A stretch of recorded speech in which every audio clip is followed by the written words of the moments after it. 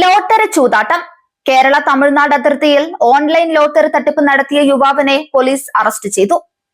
Lottery ടിക്കറ്റിന്റെ അവസാന നാലക്കങ്ങൾ ഒരേ നമ്പറാക്കി ഒറ്റ സെറ്റ് രൂപത്തിലും ടിക്കറ്റ് മുഴുവനായും വാട്സപ്പിലൂടെ അയച്ച് പണം ഓൺലൈനായി വാങ്ങി അനധികൃത ലോട്ടറി ചൂതാട്ടം നടത്തിയ യുവാവിനെയാണ് പോലീസ് അറസ്റ്റ് ചെയ്തത്. മീനാക്ഷിപുരം ബോയർ കോളനിയിലെ എം ഭൂപതിയാണ് പിടിയിലായത്.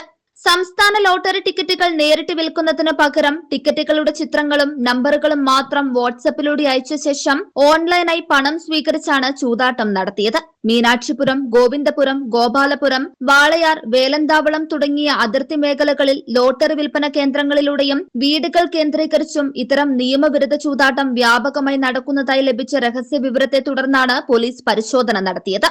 കേരള ഡിജിപിക്ക് ലഭിച്ച രഹസ്യ വിവരത്തിന്റെ അടിസ്ഥാനത്തിൽ പാലക്കാട് എസ്പിയുടെ നേതൃത്വത്തിൽ നടന്ന പരിശോധനയിൽ തമിഴ്നാട് അതിർത്തി പ്രദേശമായ മീനാക്ഷിപുരം പോലീസ് നടത്തിയ രഹസ്യ അന്വേഷണത്തിലാണ് പ്രതി പിടിയിലായത്. പരിശോധനയിൽ പ്രതിയിൽ നിന്ന് മൊബൈൽ ഫോണും അനുബന്ധ രേഖകളും പിടിച്ചെടുത്തു. ലോട്ടറി ചൂതാട്ടം, വിവരസാങ്കേതിക നിയമം എന്നിവയുമായി ബന്ധപ്പെട്ട വകുപ്പുകൾ പ്രകാരമാണ് കേസെടുത്തത്.